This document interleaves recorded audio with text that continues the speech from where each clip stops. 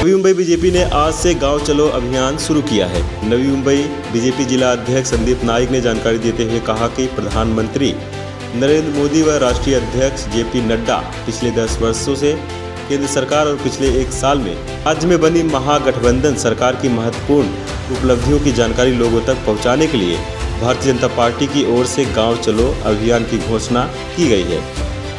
यह अभियान मंगलवार 6 फरवरी 2016 से नवी मुंबई में शुरू कर दिया गया है और 11 फरवरी 2024 तक गांव चलो अभियान चलाया जाएगा और यह अभियान गांवों, वार्डों, मंडलों और शहर की बस्तियों तक पहुंचेगा।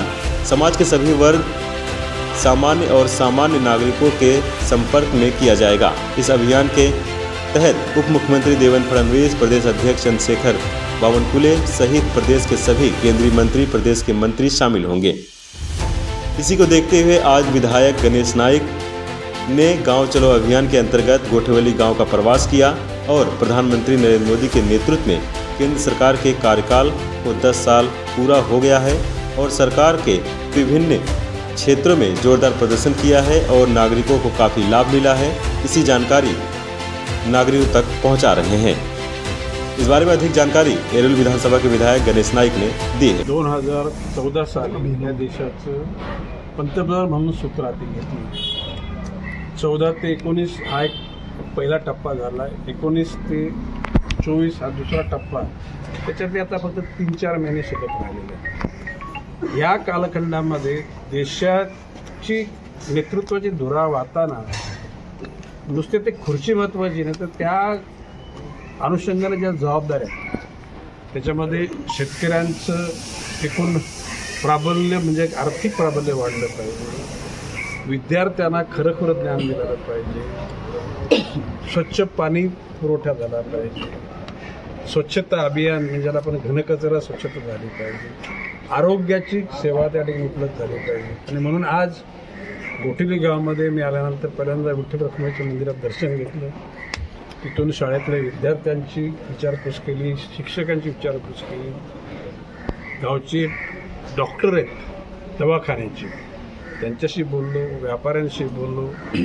फेरीवाल्यांशी बोललो, घराघरात जाऊन घटकांशी बोललो, त्यांच्याशी सुसंवाद साधला। एकूणच सिंहावलोकन म्हणजे एक विकसित टप्पा गाठल्यानंतर पाठीमागचा मागोवा घ्यायचा असतो। तर त्या अनुषंगानं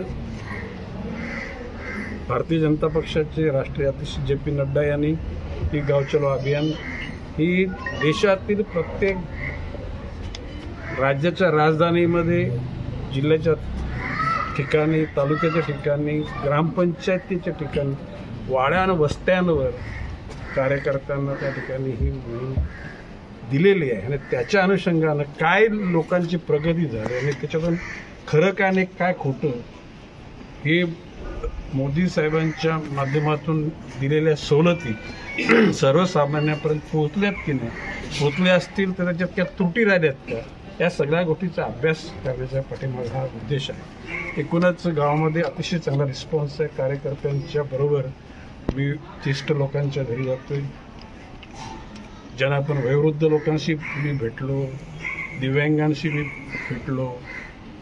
एकूणच सगळ्यांच्या मनामध्ये बऱ्याच अंशी समाधान आहे। 100% यश कधीही कोणाला मिळत नसतं, परंतु यशाच्याकडे वाटचाल अतिशय आत्मविश्वासानं चालू आहे आणि माझा विश्वास आहे की अशा प्रकारचे कार्य आता मी असं आलो आहे तर प्रत्येक कार्यकर्त्याला दिलेला जो वॉर्ड आहे, बूथ आहे, त्या परिसरात जाऊन फक्त गणेश नाईक आलं म्हणून भटकायचं नाही तर प्रत्येकाने आपापल्या परिसरातल्या लोकांशी सुसंवाद साधला। त्यांच्या आर्थिक अडचणी काय, त्यांना शारीरिक काय त्रास आहे का, कुठेतरी शेजाऱ्याचं टॉर्चर आहे का, या सगळ्या गोष्टी समजून घेऊन लोकशाही मार्गाने त्याच्यातून मार्ग काढण्याकरता कार्यकर्त्यांनी झटत राहावं हा उद्देश पक्षाच्या नेतृत्वाचा आहे। आणि नवी मुंबईचं तुम्हाला माहिती आहे गेली 90 सालापासून तर आपण हेच करत आहोत। 2014पेक्षा 2019 जास्त मिळाले,